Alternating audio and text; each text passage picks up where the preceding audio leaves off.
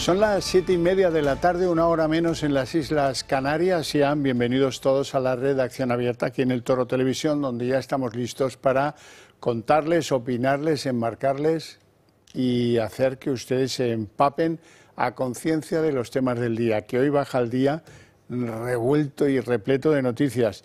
Todo eso lo vamos a hacer con dos principios que nos autoimponemos, la valentía y el rigor, y dentro de un ambiente general que en esta casa no puede ser de otra manera que con la libertad de los que vienen a opinar. No nos interesan los tipos con los argumentarios escritos en el partido y que van contando y leyendo para colarnos lo que alguien quiere que cuente. No, nos interesa la gente que viene, que arriesga, que opina en libertad, y algunos pues no estaremos de acuerdo con ellos, claro, y otros sí. Y eso va a ser enriquecedor, seguro. Por eso apostamos por un ambiente de libertades. Bueno, vamos a ver. Hoy vamos a empezar nuestro recorrido por Donald Trump. ¿Por qué? Pues porque ha despejado una duda. Dice que no irá a la guerra con Venezuela, aunque acto seguido dice que Maduro tiene los días contados. ¿Vamos a ir a la guerra contra Venezuela? Lo dudo, no lo creo. Pero nos han tratado mal, y no solo con drogas. También nos han enviado gente que no queremos. ¿Están contados los días de Nicolás Maduro como presidente? Yo diría que sí. Lo creo, sí. ¿Se va a atacar Venezuela, por tanto? No te voy a decir eso. No te lo voy a decir. No digo que sea verdad o no, pero no te lo voy a decir. ¿Por qué no? Pues porque no me dedico a hablar con reporteros y decirles lo que voy a hacer. Hombre, ahora le ha venido el apóstol de la prudencia a Donald Trump. Ya era hora. En fin, bueno, miren, esto está de actualidad en diferentes países. En Nigeria, durante este año 2025, ha habido más de 300 muertos cristianos, hostigados por grupos pertenecientes, vinculados o tal, con diferentes líneas del islamismo radical. Hoy mismo, no ha sido en Nigeria, pero ha sido en Mozambique. Tampoco tienen nada que ver y están en diferentes lugares muy distantes de África. Pero hoy mismo en Mozambique, que desde el año 2017 viene persiguiendo a los cristianos, ¿quiénes los persiguen? Pues grupos musulmanes yihadistas vinculados al Estado Islámico. Hoy han decapitado a 2 cristianos y el Estado Islámico pues, se ha deshecho en alabanzas. Y dice que toda la alabanza es para Alá. Bueno, volviendo a Nigeria, o a la misma tragedia que representa lo que pasa en Mozambique, es lo mismo, se trata de matar de la forma más cruel y violenta a los cristianos de la zona para imponer kilómetro a kilómetro la ideología que ellos pretenden para todos los nigerianos o mozambiqueños. Hoy, refiriéndose a Nigeria, hoy Trump ha advertido al país: cuidado, porque esto nos está escandalizando, esto de la matanza de cristianos no puede seguir así. Puede que enviemos a las tropas a Nigeria. Están matando a números históricos de cristianos en Nigeria. También hay otros países que lo hacen, y lo sabes. Están matando a muchísimos cristianos, y no voy a permitir que eso ocurra. Bueno, vamos entonces a los territorios nacionales, porque hay muchas cosas que tengo yo que contarles. Por ejemplo, la Comisión del Parlamento Valenciano ha citado a escucha como testigos. Claro, es una comisión parlamentaria que, como saben, acaban sirviendo para poco, pero bueno, algo aumentará la presión. A Pedro Sánchez, a María Jesús Montero y a Teresa Rivera. Tendrán que comparecer el 11 de noviembre y tendrán que dar explicaciones sobre su gestión particular, cada uno de ellos, la gestión que hicieron de la Dana. Y ahí, pues si los que preguntan son más hábiles que los del Senado, vamos a ver auténticas sorpresas de unos tíos que tienen la cara de mármol. Bueno, fíjate, la Teresa Rivera, que ni siquiera pasó por allí. Al uno le podrán llamar galgo de paiporta, pero pasó por allí. Montero puede alegar que ella no estaba directamente implicada. Después sí, porque de donde no ha salido el dinero para la reconstrucción de Valencia es del Ministerio de Montero.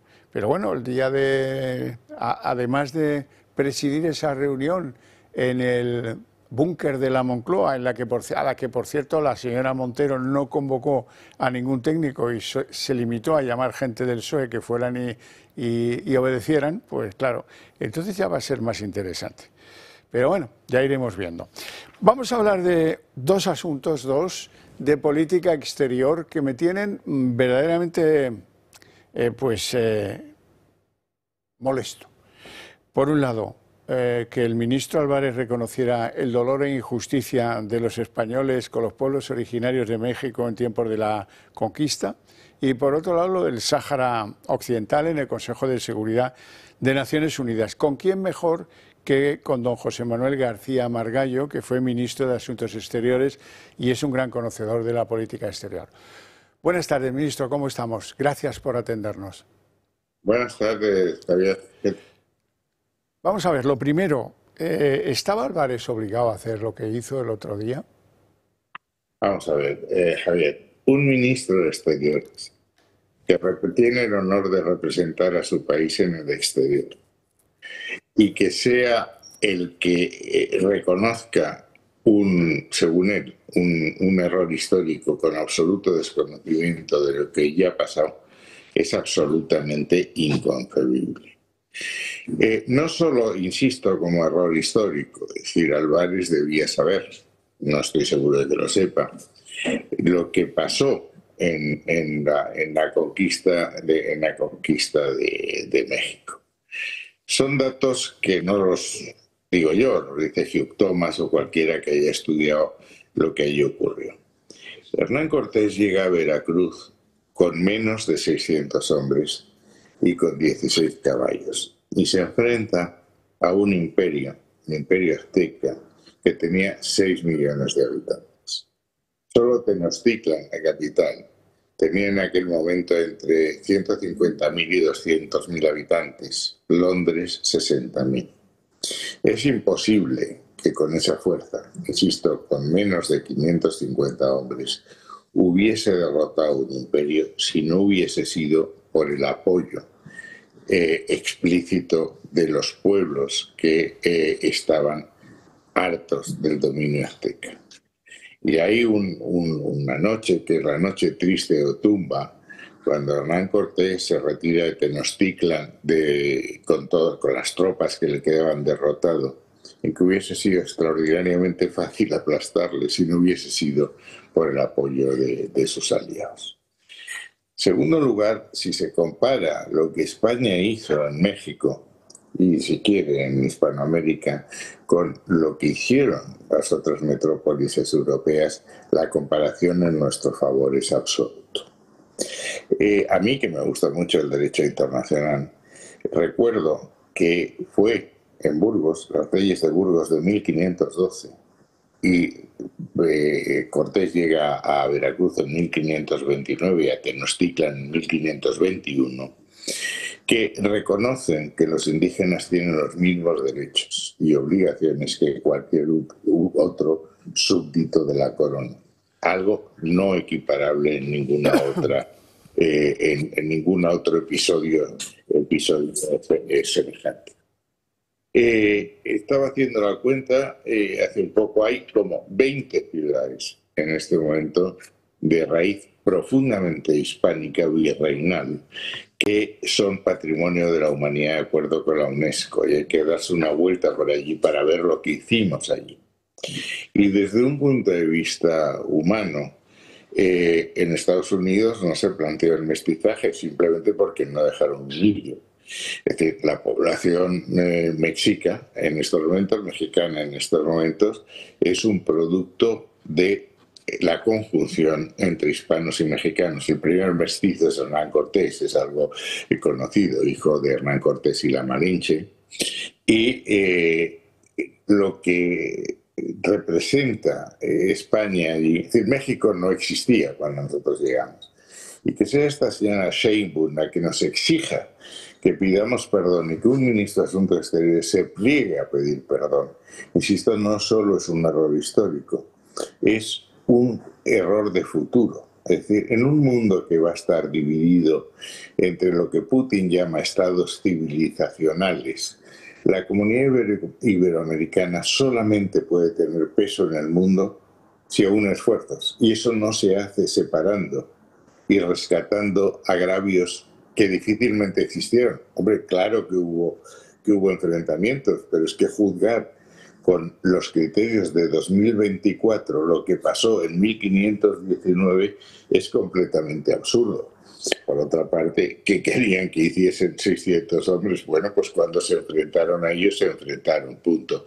Yo acabo de estar en Extremadura y no se me ocurriría, viendo el Museo Romano, no se me ocurriría exigir que la República Italiana, como era de Roma, nos pidiese perdón por lo que fue la romanización de Hispania, gracias al cual somos lo que somos. Es decir, me parece una idiotez de un calibre monumental, pero me parece políticamente casi alta traición. Sin embargo, en España las palabras le han costado bien poco a Álvarez. Nadie pide su dimisión. Bueno, es que si nos acostumbramos a que esta verdad transmitida por todos los canales oficiales es un gesto de gallardía, y que cualquiera que digamos lo contrario somos unos fascistas peligrosos, pues al final esto crea opinión, ¿no?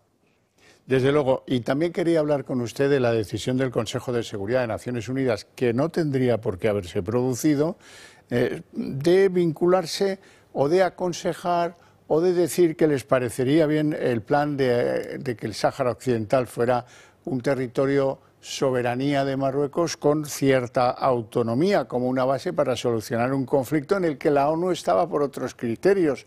Y al final aquí, pues entre que España se la regala con una carta escrita en un francés infantil al rey de Marruecos y que se ha sabido ganar a Francia, al Reino Unido y al presidente Trump, pues al final la ONU acaba haciendo algo completamente incomprensible. A mi juicio lo es, y hay una enorme contradicción. Es decir, han hecho bandera de la autodeterminación del pueblo palestino y sin embargo se niega la autodeterminación del pueblo saharaui, siendo así que España está mucho más cerca y tiene obligaciones mucho más concretas con el pueblo saharaui. Al fin y al cabo fue provincia española hasta 1973, salimos de allí de 1975, porque los palestinos tienen derecho a la autodeterminación y los saharauis no. Y si se examina la política española en el Magreb en el periodo Sánchez, son unas contradicciones internas tan evidentes y con tales perjuicios para España que nadie explica por qué. Primero, se invita al secretario general del Frente Polisario a ser curado en Zaragoza, lo cual nos cuesta la retirada de la embajadora, no una embajadora cualquiera, es la hija del médico que salvó la vida a Hassan II. En segundo lugar, en la invasión de Ceuta de 11.000 emigrantes que la gendarmería invita a pasar. Y en tercer lugar, la ruptura con Argelia, con la que teníamos unas conexiones energéticas, 2 gasoductos, y la posibilidad de aprovechar el gas argelino en 7 estaciones de gasificación, con lo que hubiésemos podido suplir el 40% del gas que venía de Rusia cuando la Unión Europea decide cortar amarros para tener mayor margen de maniobra. Pasa Marruecos se enfada y nos encontramos con esa carta que efectivamente no fue escrita en España, que no fue discutida en el Consejo de Ministros, que no fue debatida en Cortes y que no fue comunicada a la oposición y que cambia radicalmente la postura que habíamos oído los gobiernos desde 1975. ¿Por qué se produce eso y a cambio de qué? Yo se lo digo, nada que ver con Ceuta y Melilla. Yo estoy en Melilla y la aduana sigue tan cerrada como estaba antes de esta declaración. Para ser exacto, me gusta ser muy concreto. De Melilla a Marruecos no pasa ni un yogur. Y de Marruecos a Melilla dejan pasar un camión de pescado. Están ahogando a las 2 ciudades. Y mucho me temo que con estas cosas que estamos haciendo, las bravuconadas contra Trump, el desafío a Israel, etcétera, nos podamos encontrar con un problema en nuestras 2 ciudades norteafricanas en cualquier momento. Bueno, don José Manuel García Margallo, le agradezco mucho su presencia en el programa, te mando un fuerte abrazo y espero verte pronto. Bueno, seguimos porque tenemos mucha tela hoy, ya lo dije antes. ¿Qué leyes se dan por perdidas después de la ruptura entre Junts y el gobierno de Sánchez? Nos lo cuenta María Vallejo. Tras la ruptura de Junts con el gobierno de Sánchez, se abre ahora un episodio de gran inestabilidad en el Congreso. El Ejecutivo ya sí que no tiene mayoría para sacar adelante leyes o decretos ley. La principal norma que ya se daba por muerta desde hace meses es la más importante, los presupuestos generales del Estado. Junts ha asegurado textualmente que no los va a aprobar. Otra norma que seguramente tampoco se apruebe es la ley de enjuiciamiento criminal, anunciada por el ministro Bolaños hace ya unas semanas. Al igual que también se guardará en el cajón la famosa ley de medios, con la que el gobierno quiere multar a aquellos medios que no cumpliesen con lo establecido por Moncloa. Pero hay algunas que podrían salvarse, por ejemplo, la convalidación del Real Decreto para financiar la ley ELA, a lo que Junts ha confirmado que sí que va a votar a favor. También podrían salvarse la ley de atención al cliente, en la que las grandes empresas tendrían la obligación de atender en lenguas cooficiales, o la ley de protección de menores en entornos digitales. Eso sí, en estas dos últimas no está garantizado que Junts vote a favor, pueden simplemente abstenerse. Hoy en una entrevista a José Luis Rodríguez Zapatero, el expresidente del Gobierno ha explicado algo más sobre esa relación tumultuosa entre el PSOE y Junts. Dice que el detonante de la ruptura fue el acercamiento del hombre que tenía la responsabilidad de la relación con Junts, de Santos Cerdán, y de que eso acabó de orientar pues que decayeran las relaciones y que al final acabaran siendo los de Junts partidarios de una ruptura. Por cierto, que también es cosa que se publica en el día de hoy, que Junts abre paso a poder apoyar leyes económicas con la derecha, leyes económicas razonables con la derecha después de romper con Sánchez, con el Partido Popular, para ser más concretos. Lo que pasa es que, bueno, ¿qué valor tiene una ley que pactes con el gobierno de Pedro Sánchez? Pues no tiene absolutamente ningún valor, porque es evidente que dice, bueno, vamos a ver, ustedes habían comprometido una serie de leyes para este año 2025, estamos en noviembre y hay algunas que ni siquiera están redactadas, como a continuación van a ver que esto se publica en la prensa en el día de hoy, y que alguien ha ido a comprobar cuál es el texto redactado en materia de esta ley comprometida. Pues es que no está redactada. Pues vale, así sí que nos quedamos bastante patidifusos de cuál es la cara dura de este gobierno, que pacta cosas y luego se olvida, luego no sabe, luego no se acuerda, como decía Sánchez en el Senado el otro día. Bueno, el protagonista del día, pues hay dos, hoy hay dos. Carlos Mazón, el dimisionario presidente de la Comunidad Valenciana, y Álvaro García Ortiz, una cosa patética, que ha ido hoy al Supremo. Yo nada, yo qué va, yo no sé qué. Y había tres ancianas en la puerta gritándole, no te rindas, estamos contigo, Alvarito, superstar. Bueno, una cosa, como les cuento, tremenda. Pero ¿este hombre quién es? ¿Quién es? ¿De dónde lo hemos sacado? Ahora se van a enterar. Vamos con la cronología de quién es Álvaro García Ortiz. La Fiscalía General del Estado es un organismo que se podría definir en un conglomerado de palabras de alta importancia, pero para simplificarlo, este se encarga de velar por la legalidad en todos sus ámbitos. Esta entidad pública está bajo el mandato de Álvaro García Ortiz, Fiscal General del Estado, que se ha situado en la cúspide del Ministerio Público desde el año 2022, cuando el Ejecutivo lo propuso para el cargo ante el Consejo de Ministros. Este varón salamantino de 57 años es fiscal desde el año 1999, pero desde aquel mes de marzo de 2024, García Ortiz ha estado en el punto de mira por la presunta filtración de datos confidenciales del novio de la presidenta de la Comunidad de Madrid, Alberto González Amador, quien estaba imputado por fraude fiscal y falsedad documental, una persona anónima que cobró importancia por ser el novio de y porque al otro lado el ya famoso famoso caso Koldo García se encontraba latente. El abogado de Alberto González Amador, Carlos Neira, estaba negociando con la Fiscalía Provincial de Madrid y en el transcurso de la negociación el propio abogado remitió un correo en el que admitía que se habían cometido delitos contra la hacienda pública. El día 12 de marzo de 2024, la presidenta Isabel Díaz Ayuso declaró que el hecho de que su pareja estuviera siendo investigada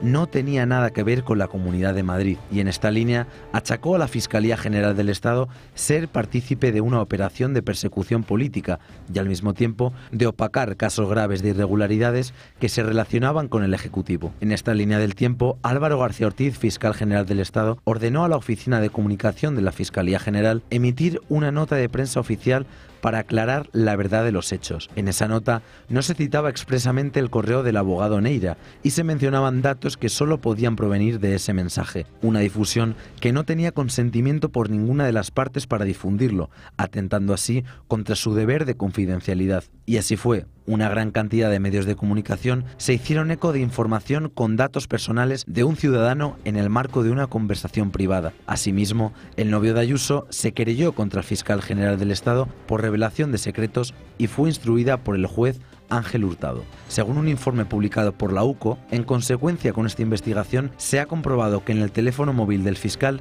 no había mensajes entre el 8 y el 14 de marzo de ese año, un periodo clave para la investigación. Además, se ha constatado que García Ortiz cambió de teléfono móvil y borró mensajes de WhatsApp, hasta en 2 ocasiones, el día 16 de octubre de 2024, justo cuando la causa fue asumida por el Tribunal Supremo. Esta trama convierte a García Ortiz en el primer fiscal general de la democracia en sentarse en un banquillo de acusados, la persona clave de proteger los derechos que gozan los ciudadanos, imputado por saltárselos. El Tribunal Supremo da inicio este mismo lunes a un juicio que se extenderá hasta la 5ª sesión el 12 de noviembre, donde declarará el fiscal general después de que lo hagan los agentes de la UCO. Durante los 6 días declararán más de 40 testigos que, de una forma u otra, poseen relación con lo sucedido. El fiscal general, que no ha querido emitir y que tampoco ha querido admitir lo sucedido, olvidando así la dignidad ética de su cargo, se puede enfrentar a 6 años de cárcel y 12 de inhabilitación.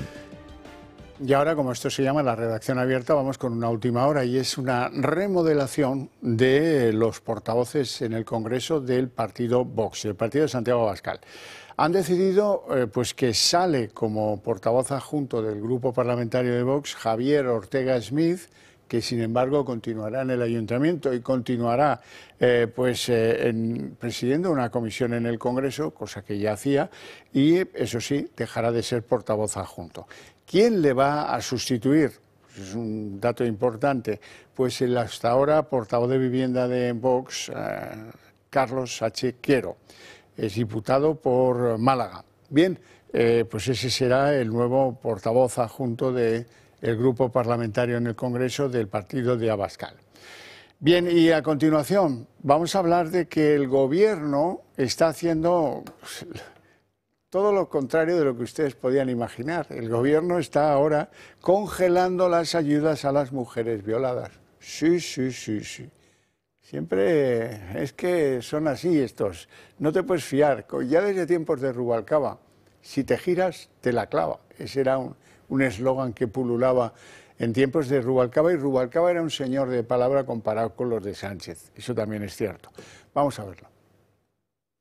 El gobierno de Pedro Sánchez ha congelado durante 3 años las ayudas a las mujeres víctimas de violaciones, a pesar de que las agresiones sexuales con penetración se han disparado un 15% desde 2023, según los datos del Ministerio de Interior. Desde el último ejercicio en el que se aprobaron los presupuestos generales del Estado, Ana Redondo, la ministra de Igualdad, no ha tocado esta ayuda. O incluso, como en el caso de Castilla-La Mancha, han visto reducida la partida anual que reciben para ayudar a las víctimas. El Ejecutivo Socialista ha reconocido que desde 2023 la ayuda dedicada a las mujeres víctimas de agresiones sexuales no solo no se ha elevado al mismo ritmo al que crecían las violaciones constatadas por Interior, sino que ha permanecido congelada. Desde 2019 hasta 2023 la inversión dedicada a las víctimas de violaciones pasó de 2 millones a 9,5 millones. Pero a la vez el número de este tipo de delitos que constató el Ministerio de Marlaska también se disparó. De 1.873 agresiones sexuales con penetración en 2019 a 4.000 1.880 en 2023, es decir, un 160% más. Sin embargo, el último año en el que el Gobierno aprobó presupuestos, en 2023, fue el último año en el que se produjo una subida de las ayudas a las víctimas acordes con el crecimiento de delitos sexuales. Y es que desde entonces el número de víctimas ha aumentado. Solo en 2024 se contabilizaron 5.206 de este tipo. Y en lo que va de 2025, las violaciones han aumentado un 7%. Por lo que desde que el Gobierno congeló las ayudas a las víctimas de violaciones, esos delitos han crecido un 15%. Y es que, según Interior, los datos en la primera mitad de 2025 se produjeron 2.655 agresiones con penetración y en los primeros 6 meses de 2023, 2.305.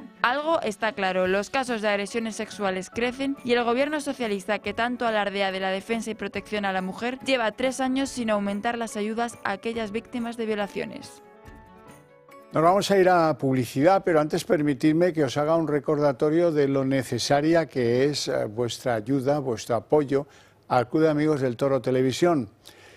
Es evidente que se puede ir a aprovechar dentro de 2 meses Navidad, ¿verdad? Bueno, pues aprovechar las Navidades para hacer algo de proselitismo y convencer a esa cuñada que tenemos todos que vota a la izquierda o aquel primo que tenemos que vota al PP pero no está convencido de que hay ideas que tenemos que entre unos y otros poner en valor. Las tenemos que utilizar y las tenemos que difundir. Y no es lo mismo entender lo que está pasando cada día en un país, en la SER o en cualquiera de las telepedros, que escucharlo aquí, porque si lo escuchan aquí, si lo ven aquí, pues como que, ahora entiendo por qué pasa esto, ¿no? Claro. Así es que si queréis que esas ideas que compartimos lleguen más deprisa a la sociedad española, tendréis que apoyarnos, tendréis que echarnos una mano para que esa correa de transmisión de nuestras ideas compartidas seamos nosotros y podamos acceder a la sociedad española y convencerla de que el correcto camino para ir al punto donde queremos llegar todos es convencerse de que cuando tenemos un problema hay que pensar por uno mismo. No vale que te coman el coco con lo bueno que es el fiscalito Álvaro García Ortiz. Que engañen a 3 ancianas que van allí a gritarle, pues bueno, sí, pero a nosotros no. Ahora nosotros ya tenemos la sentencia hecha, tampoco necesitamos mucho apoyo de los jueces, que ya veremos lo que acaban diciendo, por cierto. Bueno, además de poder incorporaros al Club de Amigos del Toro Televisión, también hay otra manera de ayudarnos. Se acerca el fin de año, si habéis hecho entregas en donativos o si queréis hacerlas a partir de ahora, si queréis hacer alguna donación, tenéis que saber que eso desgrava a la hora de hacer la declaración de la renta. En el IRPF, o si eres una compañía, una sociedad, en el impuesto de sociedades. ¿Y qué importes y cuánto y de qué forma y cómo tal y quién lo garantiza y cómo lo certificamos? Todo eso se lo van a resolver con solo una llamada al 91 616 2464. Ahora depende de ustedes. Nos vamos a publicidad. 7 millones de personas viven en nuestro país con artrosis, una enfermedad degenerativa que va desgastando el cartílago de las articulaciones, produciendo dolor e inflamación. Aunque es una patología que no tiene cura, existen 3 tratamientos muy novedosos para tratar sobre todo el dolor que es tan incapacitante. Uno de ellos son los guantes de Relax Quanti Nanotex. En sesiones de 20 minutos ofrecen los tratamientos más innovadores recomendados por los reumatólogos para las personas con artrosis de manos sin tener que moveros de casa. Para los que lo tenéis localizada en la rodilla, la solución es la rodillera, que utiliza ondas de radiofrecuencia que genera el calor y disminuye el dolor, permitiendo recuperar la movilidad. Y por último, este cinturón para aliviar el dolor en la zona dorsal y lumbar, gracias a una combinación de láser dual, infrarrojos, calor local y masaje por vibración. No lo dudes, llama al 900-730-122 y di adiós al dolor de manos, rodilla y ahora también de la zona lumbar.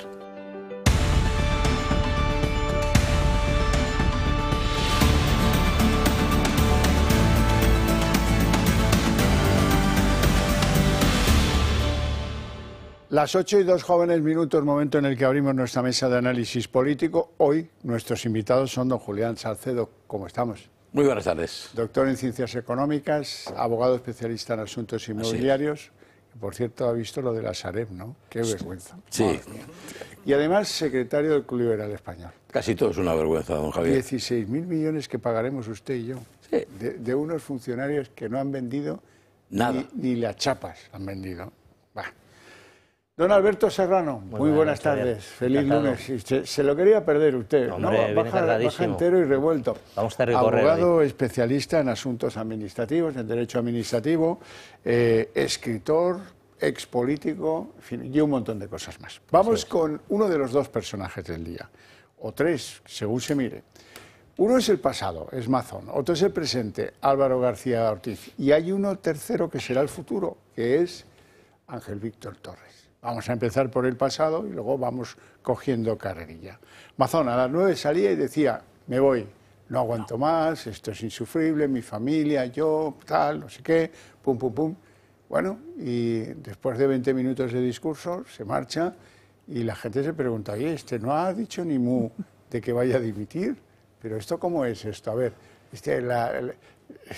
la política en este país está de contracté, como la gastronomía. Ya nadie entiende nada. Antes estas cosas eran muy simples.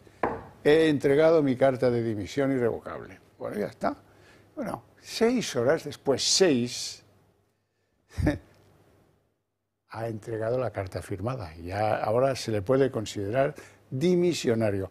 Va a continuar siendo presidente en funciones hasta que haya un nuevo presidente, si es que no convoca elecciones, que han decidido en el PP, entiendo, han decidido, digo entiendo porque ya no sé quién manda ni qué organiza, pero han decidido no convocar elecciones. Él quiere mantener el aforamiento y por lo tanto se va a quedar como diputado y hasta que no haya un candidato y apruebe la investidura será el presidente en funciones de la Comunidad Valenciana. Triste figura, por cierto. Ahora, esto es la prueba del 9, de que durante un año de que esto estaba cantado porque la reconstrucción no avanzaba, Feijóo ha dicho, bueno, allá te apañes, pero no han hecho nada en el PP. No han hecho nada, ¿eh? Luego hablaremos de qué es lo que no se ha hecho en el PP y alguien debiera recordárselo a Feijóo. De momento lo que le vamos a recordar a Feijóo es que estas cosas se abren y se cierran en el mismo día. Cuanto más tiempo pase, peor para el PP. Peor para el PP. O sea que si este señor no aguantaba el martes, pues hoy lunes tendréis que haber presentado al que le va a sustituir o a la que le vaya a sustituir, pero ya a la máxima velocidad, para no darle tiempo a la izquierda a que se organice todavía más. La izquierda está que, bueno, toca la pandereta, porque han conseguido acabar con Mazón. Y a pesar de que no son gran cosa, electoralmente hablando, pues pueden darle un discurso al Partido Popular. Hoy despertaba del letargo, bueno, luego lo vemos, del letargo Feijóo pidiendo ayuda a Vox, pero luego lo veremos más en detalle. Vamos con la dimisión y todo esto que ya bastante tralla tiene. Carlos Mazón dimite como presidente de la Generalitat, no convoca elecciones anticipadas y apela a Vox para elegir con el PP un nuevo presidente. Es la mayoría que está liderando la reconstrucción y no podemos permitir que nadie la pare. Apelo a la responsabilidad de esa mayoría para elegir nuevo presidente de la Generalitat. Asegura que si por él hubiese sido, esta decisión la hubiera tomado hace tiempo. Les puedo asegurar que por voluntad personal habría dimitido hace tiempo. Ha habido momentos insoportables para mí, pero sobre todo para mi familia. Y en esta declaración institucional, sin llegar a decir la palabra dimisión, asegura que ya no puede más. Creía de corazón que podría ayudar a levantar esta tierra después de la devastación. Pero ya no puedo más. Ha sido especialmente crítico con el presidente del Gobierno. El Gobierno de España, con su presidente a la cabeza, ha negado herramientas en la reconstrucción solo para dañarnos políticamente. Ha querido usar a las víctimas como ariete y ni pidiendo ayuda o recursos nos lo dieron. Espero que cuando baje un poco el ruido, la sociedad pueda distinguir entre un hombre que se ha equivocado y una mala persona. Desde el Ejecutivo dicen que esta decisión llega tarde. Llega tarde y mal, ¿no? Tarde porque, bueno, pues es verdad que no ha dimitido, aunque sí dice que va a dejar el cargo, ¿no? Y llega tarde porque esto se tenía que haber producido pues hace un año. El dirigente, todavía en funciones, ya ha firmado su renuncia, pero no deja su acta como diputado para mantener su aforamiento, algo fundamental en la causa judicial de la Dana, en la que no podrán investigarle. Julián Salcedo. Pues la verdad es que el espectáculo, y lo voy a calificar así, que hemos visto esta mañana no tenía ningún sentido. Hemos dicho de otras personalidades, el propio fiscal general del Estado, venimos diciendo aquí, o yo vengo diciendo aquí, que tenía que haber presentado su dimisión el primer día en que el Tribunal Supremo parece que le iba a hacer, no la apertura de juicio oral, sino abrir el procedimiento. Yo creo que Mazón, que probablemente o seguramente no es ni el principal, ni el máximo responsable, ni el máximo culpable y tal, pero cometió un error, no sé cuántos, pero hay un error fundamental que es el que se ha puesto de manifiesto estos días, de todas esas horas perdidas, por decirlo de alguna manera, en un restaurante con una persona que no ha sido capaz de explicar suficientemente bien. De hecho, ha dado varias versiones alternativas y ha ido saliendo al paso poco a poco. Incluso yo creo que el acto que ha tenido hoy, en donde ha dicho no es que me voy, sino me iré, porque yo creo que habla en futuro, ¿no? En algún momento me iré, ¿no? Pero no ha llegado a exponer la palabra dimisión. Ha estado esperando, parece, a que la periodista Vilaplana compareciera ante el juez y hiciera la primera declaración, donde venía a decir yo no sé nada, yo no hice nada y tal, ¿no? Entonces ha debido pensar, vale, esto va bien por buen camino y tal. No puede ser. Un responsable político, da igual el partido que sea, ha tenido un año, él y su partido, para organizarlo, para prepararlo,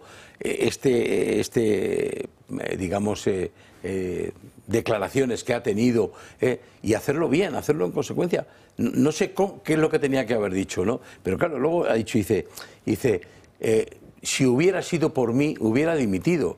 ¿Qué está usted queriendo decir? Me hubiera ido, ¿no? ¿Qué está usted queriendo decir? ¿Alguien le ha sujetado ahí? Usted no se puede ir, usted tiene que aguantar, usted tiene que... Todos sabíamos que él estaba ahí para quemarse. Se va a quemar y cuando esté completamente quemado, entonces desaparecerá. Claro, lo que hemos visto estos últimos días es durísimo.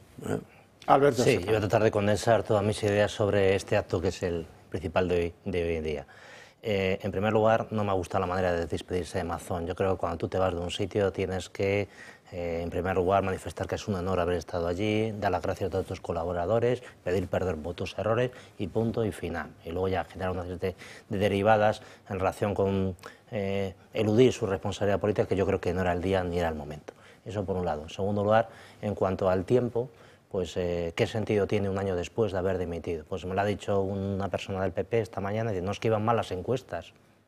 Entonces me sorprende bastante, o sea que realmente, como iban mal las encuestas y el otro día hubo una cacería político, el PP se muestra de algún modo blando y hace caer de manera definitiva a Mazón. Esto me parece no correcto. En segundo lugar, en cuanto a la forma también de haber procedido a la dimisión, da la sensación de que el PP ya tenía pensado que tenía que nombrarse un segundo, y eso era un trágala que tenía que asumir Vox.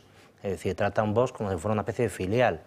Nosotros vamos a proponer un segundo y vosotros me tenéis que admitir necesariamente ese segundo. Y esto lo digo porque ha presentado su dimisión sin convocar elecciones. Pero lo más normal, y así lo ha manifestado Santiago Abascal esta mañana, es que Vox se lo piense e incluso no acepte el candidato que pretende imponer el Partido Popular, en cuyo caso vamos a unas elecciones. Todo este proceso van a ser prácticamente 4 o más meses entre lo que va de la designación de un nuevo candidato, que se fracasa durante 2 meses, hasta marzo. Y es una situación de vacío de poder, porque están diciendo por ahí que Mazón va a estar presidente en funciones. Yo la verdad que no lo veo así. Mazón ha dimitido, va a pasar como pasó en la Comunidad de Madrid con Pedro Rollán. Un segundo de él, un vicepresidente o un consejero destacado, tendrá que asumir temporalmente, con lo que malo tiene eso, para una determinada región que necesita activar su presupuesto con esto de la ANDA y con otras muchas cuestiones a buen seguro. Y luego hay una derivada también que a mí me sorprende, dice, no, es que quiero aguantar aguantar mi condición de diputado, pero vamos a ver, si vamos a ir a unas elecciones, si va a guardar 4 meses como mucho va a poder usted aguantar con esa condición. Que va a haber candidato sustituto y que va a acabar la legislatura. Claro, pero esa hipótesis es descabellada. Lo normal será que haya unas elecciones y yo no espero que el Partido Popular meta a este señor. Y luego hay una última derivada que a mí me sorprende también, que se está comentando poco, que es cómo queda el Partido Popular de Valencia.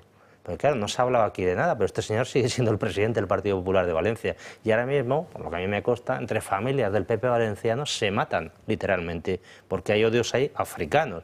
Camps por fuera, el otro, María José Catalá, y eso evidentemente electoralmente es un desastre. Génova tenía que haber tomado el control con una gestora desde el minuto 1 para tratar de ordenar aquello, porque ahora mismo aquello es un avispero. Sí, sí, han estado durmiendo un año, a pesar de que yo voy a ser... vamos a ver si me explico. Estoy de acuerdo contigo en que cometió errores en la descripción de la comida con esta señorita y los viajes al parking y todo ese rollo. Pero es que nada hubiera cambiado si Mazón hubiera estado en el CECOPI. Nada. O si hubiera dicho la verdad desde el principio, o si se hubiera levantado a mitad comida y hubiera ido corriendo a ver tal. Nada. Este hombre se equivoca en muchas cosas, no solo en una. Por supuesto. Por ejemplo, él sabe, porque lo dijo Feijóo y lo escuchamos todos, bueno, vamos a dejarle ahora,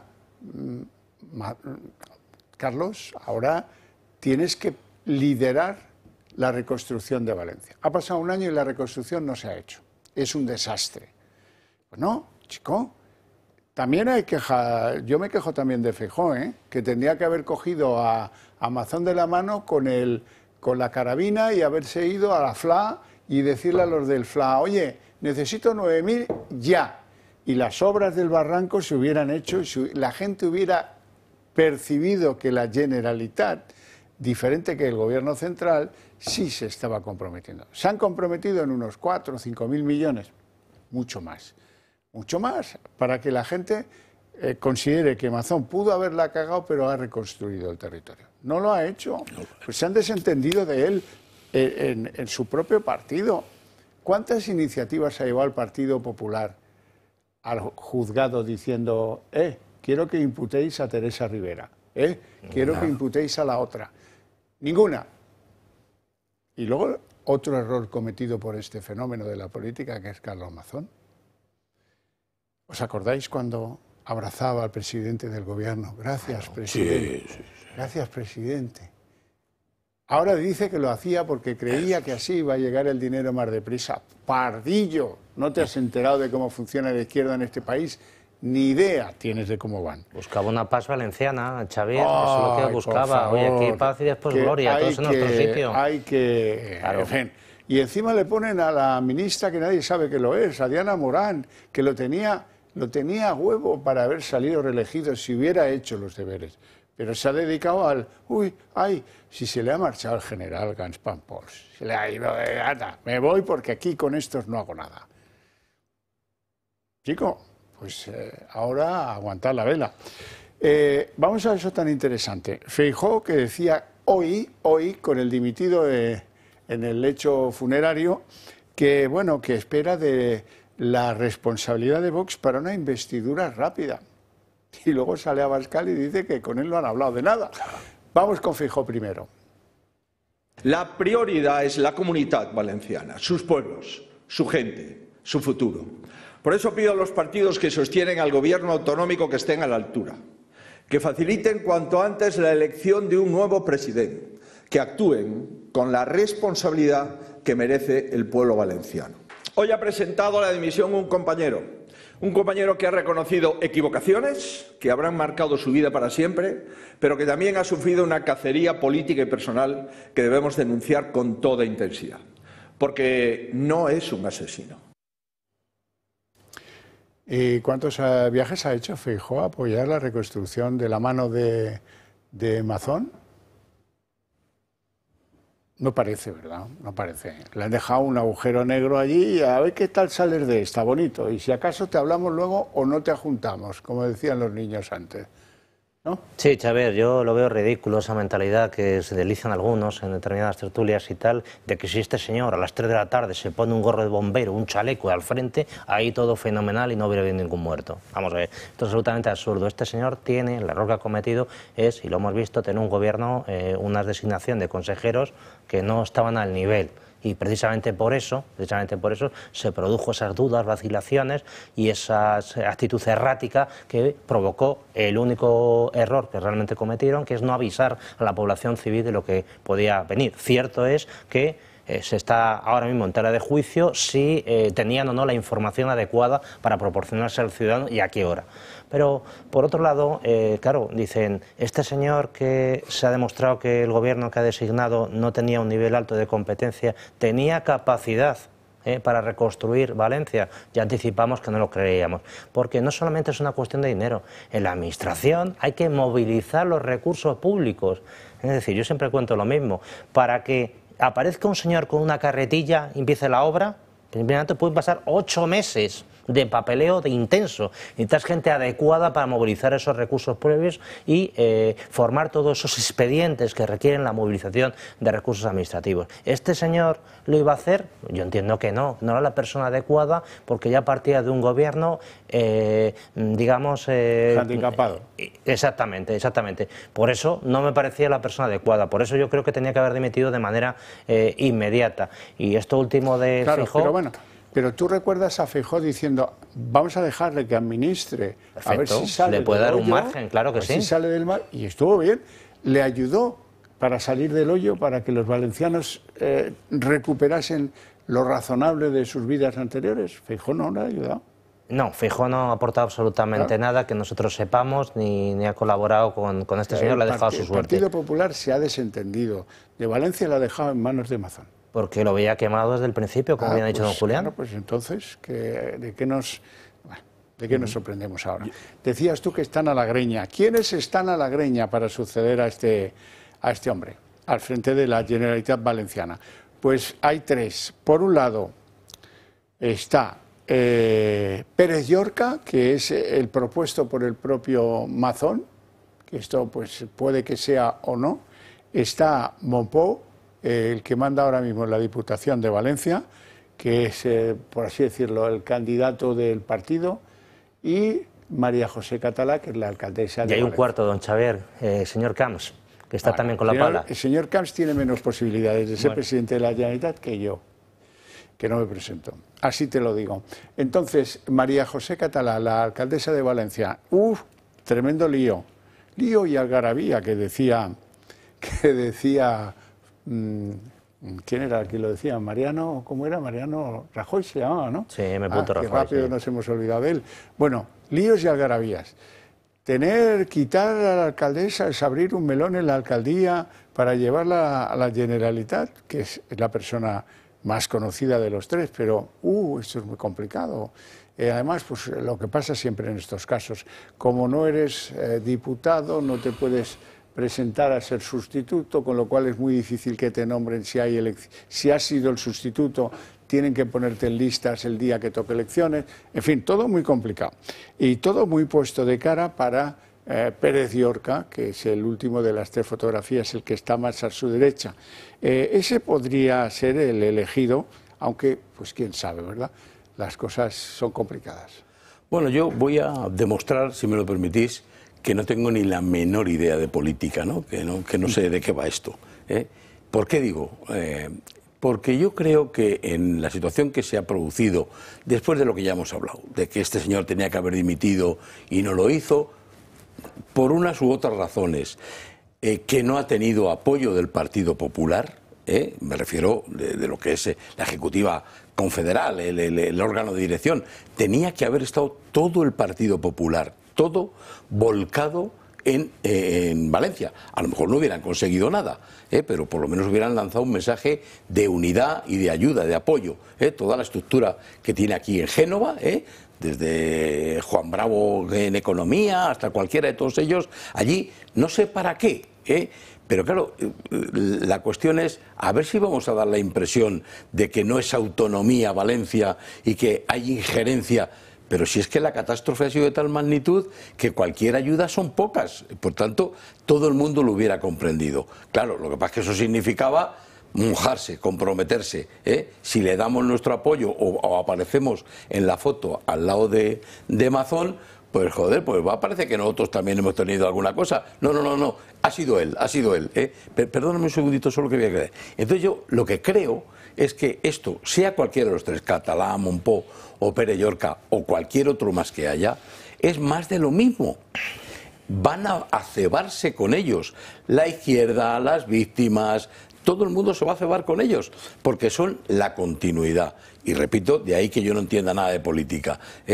Lo mejor, cara nueva, sin compromisos, sin vinculaciones anteriores y por cualificación. Ya digo, Alberto, que seguramente yo no entiendo. Para eso tienes que ir a elecciones y van por otro camino, claro, y eso les obliga, porque van por el otro camino a buscar un sustituto que ya tiene que ser diputado en las Cortes Valencianas. Y eso es así en cualquier autonomía y también en España. Para que veáis cómo la izquierda esto lo huele, lo detecta y se tira a roer el tobillo. No es la más lista de la clase, no es el lápiz más afilado del gobierno, pero ahí está Yolanda Díaz. Un tuit que os voy a leer a continuación en cuanto me lo pongan en pantalla. Ahí está. 229 víctimas y sus familiares no merecían esta comparecencia. Se refiere a la de Carlos Monzón.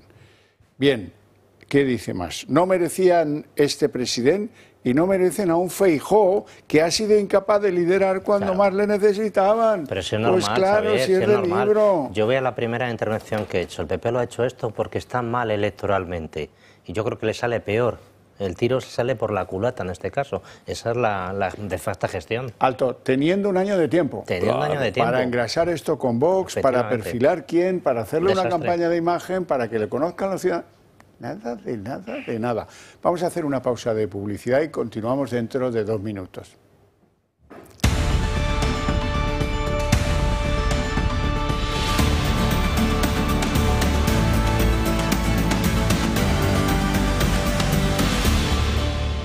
Bueno, está la chica esta que comía con Mazón en el Ventorro, la periodista Vilaplana, a la que le ofrecía, por lo visto le ofrecía dirigir el canal de la televisión autonómica, que ya ves tú qué prioridad.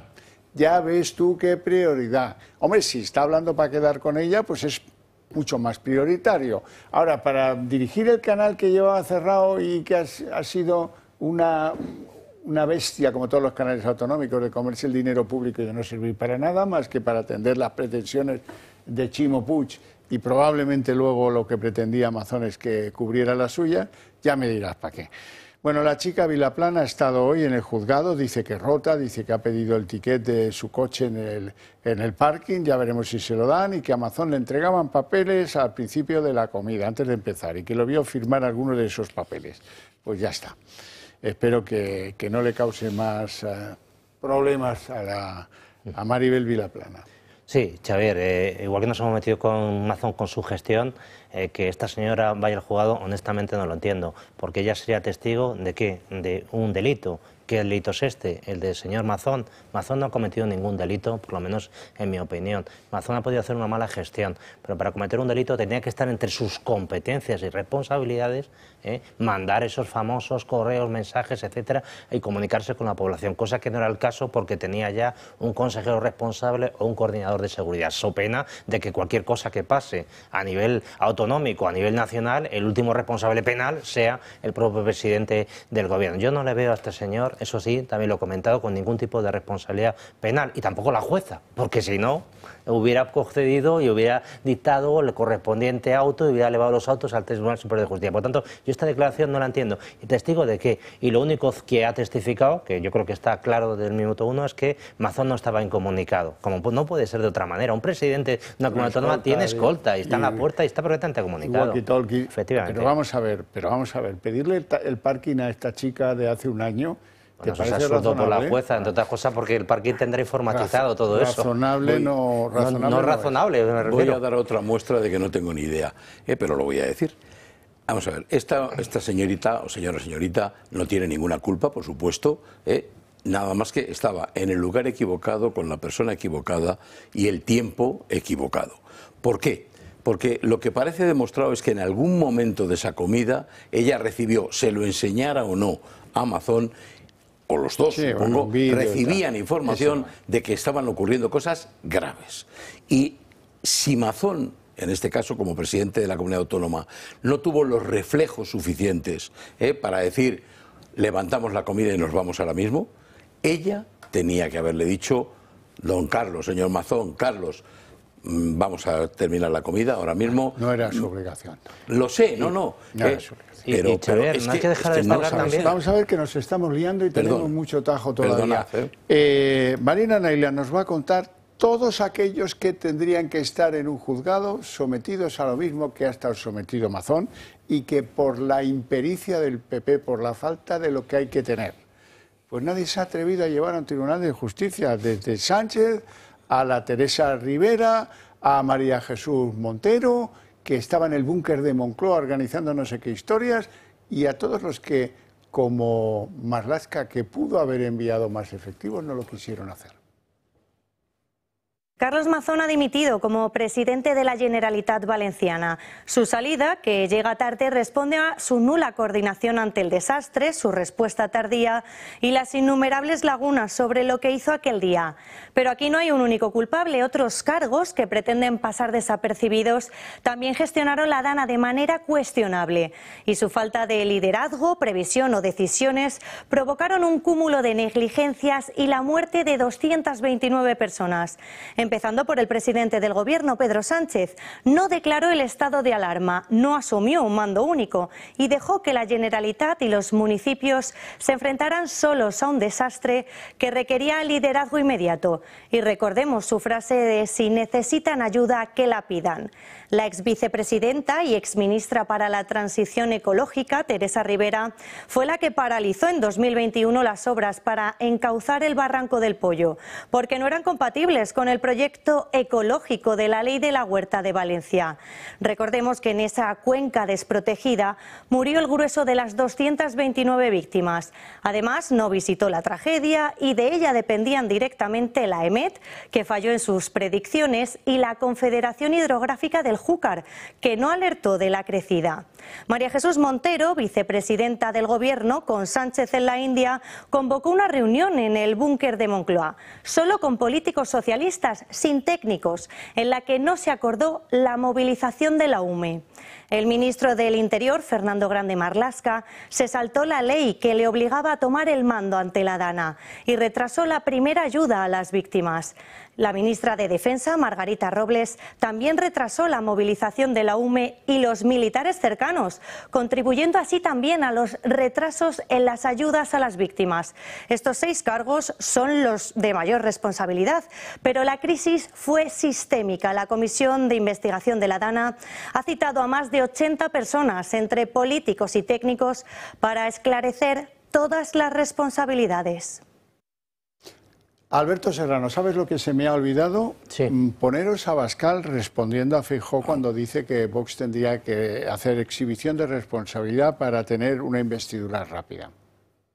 Con lo que está ocurriendo en el Tribunal Supremo, con toda la corrupción socialista, con la corrupción de todo tipo, no solo la económica, sino la corrupción moral que también caracteriza al fiscal general del Estado, que de quién depende, de Pedro Sánchez, y justo en el día de hoy el Partido Popular toma una decisión que podría haber tomado hace 6 meses, hace un año, en otro momento. Es un claro auxilio al relato de Pedro Sánchez. Entregan un chivo expiatorio a Pedro Sánchez, que es el gran culpable de la tragedia de la Dana, junto con su ministra Rivera, con el ministro Marlaska y con la ministra Robles. Y eso es lo que le tengo que decir al Partido Popular, con el que no tenemos ningún contacto. El Partido Popular ha tomado esta decisión cuando han querido, como han querido. Desde luego no han consultado con nosotros para nada, porque el Partido Popular con Vox actúa de la siguiente manera: aquí tienes lentejas, si las quieres bien y si no las dejas.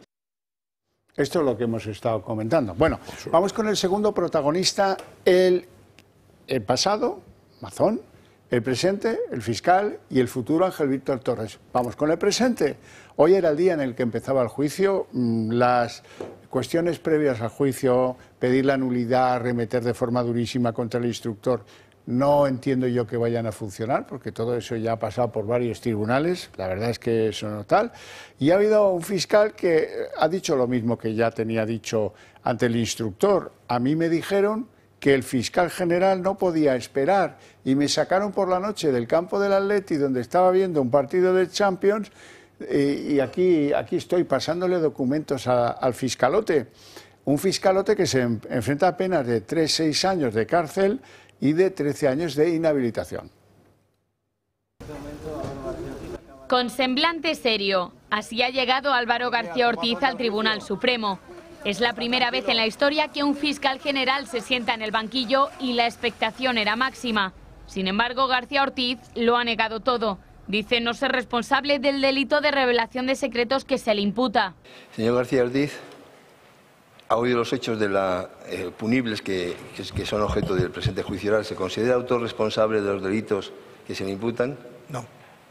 El juicio ha arrancado con la petición de la Abogacía del Estado de que el Supremo anule la causa. Considera que el juez instructor ha vulnerado derechos fundamentales del fiscal general y cuestiona la instrucción, según la Abogacía, prejuiciosa y sesgada del juez Ángel Hurtado. Las irregularidades cometidas en la instrucción nos permiten sostener que el fiscal general del Estado ha sido sometido a un proceso injusto en su conjunto, en el que sus derechos no se han visto garantizados y no ha podido defenderse en las condiciones exigibles. La Abogacía no ha escatimado en reproches hacia el juez instructor. También ha calificado su investigación de inquisitorial y prospectiva. La forma en la que se ha desarrollado la instrucción pone de manifiesto que ésta se inició con la idea preconcebida de que el investigado era culpable y con el objetivo de conseguir las pruebas que pudiesen demostrar esa culpabilidad. En la ronda de testificales también le ha tocado el turno al fiscal Julián Salto, que ha admitido que la fiscal jefe de Madrid, Pilar Rodríguez, le pidió que le enviase los correos con urgencia, destacando que el fiscal general no podía esperar. Una urgencia que sorprendió a Salto, ya que tuvo que abandonar un partido nocturno de fútbol para enviar de forma urgente los correos tanto a Pilar Rodríguez como a la fiscal superior de Madrid, Almudena Lastra. Sé que se habla del asunto y pudiera ser que les dijese que iba a ser una conformidad. Pregunto a qué viene este repentino interés de un asunto que en principio no nos sonaba que fuera de dación de cuenta, que el señor González Amador mantiene una relación sentimental con la presidenta de la Comunidad de Madrid. El juicio estará dividido en 6 sesiones y por la sala desfilarán 40 testigos más el propio acusado, que declarará en la penúltima jornada. Sobre García Ortiz pesan los delitos de revelación de secretos, infidelidad en la custodia de los documentos y prevaricación, delitos que podrían conllevar penas de entre 3 y 6 años de cárcel, además de 13 de inhabilitación. Y con estos delitos sobre la mesa, llama la atención que el fiscal haya recibido algunos aplausos al llegar al Supremo para comparecer, a pesar de que existe la posibilidad de que acabe en prisión. Ojito con lo declarado por el fiscal Julián Salto, su tocayo, porque ha establecido el móvil. Y me dijeron que es que se trataba de la pareja de Isabel Díaz Ayuso. Ya está todo bastante más claro, ¿no? Sí, lo primero que hay que decir es que se ha filtrado por ahí también que ha comparecido con la toga, con su escudo de fiscal, el señor Álvaro García Ortiz, ensuciando todavía más ese escudo. Lo siento por mis amigos los fiscales. En segundo lugar, le ha preguntado si es responsable, lo ha negado absolutamente todo por enésima vez. En tercer lugar, la Abogacía del Estado ha tratado de enmarañar un poco el pleito con cuestiones de carácter procesal, que sin duda las hará valer ante el Tribunal Constitucional, pero es curioso porque ha sacado un último informe pericial que aparte precisamente se le han reprochado. Hombre, ¿por qué lo sacas ahora? Teníamos una instrucción para analizarlo, va a poder un poco opinar sobre el mismo y lo saca ahora a destiempo. Las personas que hablan de pureza del proceso instructor. Y luego, por otro lado, lo que ha dicho el señor Salto me ha parecido muy significativo porque ha confirmado lo que todos sabemos, es decir, que él es requerido por su superiora por motivos políticos y por tanto fuera totalmente de la legalidad esa información que era personal de él, una comunicación normal entre un fiscal y un abogado que había llevado a cabo, y a partir de aquí motivos políticos de gran repercusión, me parece mediática, que ha mencionado. Sale a las 10 de la noche, vete al despacho y transfiérele los datos. Ya tenemos el móvil. Ya tenemos el móvil. ¿De qué iba todo esto? Si teníamos algún tipo de duda, nos chupamos el dedo. Todo esto era, y de manera inmediata me lo traes. Y eso lo decía su superior jerárquica, evidentemente acuciada y un poco apurada por un poquito más arriba lo que le venían diciendo. Por tanto, ya ha empezado el juicio bien, ya tenemos el móvil. Sí, Julián. bueno, completamente de acuerdo. La realidad es que de todo lo que hemos escuchado hoy, y yo creo que lo que vamos a escuchar en las próximas sesiones, nada nuevo bajo el sol. Todo esto ya lo sabíamos, ha salido publicado en todos los sitios, por la fase de instrucción, informaciones periodísticas, etcétera, con la única excepción de ese informe extemporáneo que ha sacado la Abogacía del Estado en el último minuto y que no procedía. Oiga, pues si lo tenía usted, haberlo aportado antes, no ahora mismo en esta fase, ¿no? Pero bueno, por lo demás, insisto, nada nuevo. Esto que hemos oído de nuevo, que decían... esto no importa ahora, cuando oiga, ¿y por qué esto no importa ahora? Tú dámelo, o la salida del fiscal, de sacarle del partido de fútbol, etcétera. La única diferencia, y muy importante, es que esto se está diciendo en una sala del Tribunal Supremo. Por tanto, está en sede judicial y se está diciendo por los protagonistas. Sí, sí. Por tanto, eso quedará aquí, quedará acreditado, y lo que suponíamos todos, es decir, había una serie de motivaciones, sean las que fueren, que por si fuera poco van a quedar avaladas por la destrucción de elementos que pudieran ser probatorios, como la destrucción, el formateo de los móviles, etcétera, para que no quede ningún rastro. Todo eso son más que indicios. Bueno, nos vamos acercando a hablar del futuro, que es Ángel Víctor Torres. De momento, decir que el Supremo ha cogido la causa de las mascarillas, a Ábalos, a Koldo y Aldama, y los manda a juicio por malversación, cohecho y organización criminal.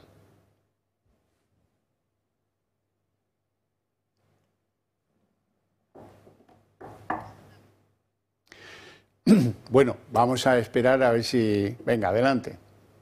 El juez de la Sala de lo Penal, Leopoldo Puente, ha dado un paso clave en el caso Koldo. Ha dictado auto de procedimiento abreviado contra José Luis Ábalos, Koldo García y Víctor de Aldama. El magistrado considera que existen indicios sólidos de delitos como cohecho, pertenencia a organización criminal, tráfico de influencias y malversación de fondos públicos, todos relacionados con la adjudicación irregular de contratos de mascarillas durante la pandemia. Según el auto judicial, Ábalos y Koldo habrían recibido comisiones ilegales a cambio de facilitar contratos millonarios desde el Ministerio de Transportes a la empresa Soluciones de Gestión.